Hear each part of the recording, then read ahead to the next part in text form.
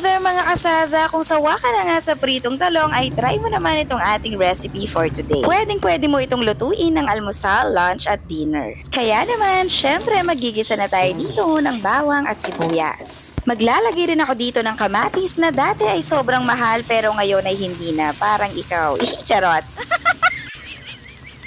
At ngayong medyo malambot na nga itong mga kamatis ay ilalagay ko na nga itong ating talong. Yung iba ngang nagluluto ng ganito ay nilalaga pa nga itong talong. Pero ako nga ay diretso ko na itong iginigisa dahil nga madali namang lumambot itong mga talong.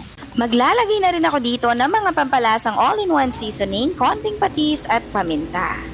Lalagyan ko nga rin pala ito ng konting tubig at tatakpan hanggang sa lumambot itong mga talong. At pampakulay nga ng ating dish ay lalagyan ko ito ng isang kutsara ng tomato paste at maglalagay rin ako dito ng itlog.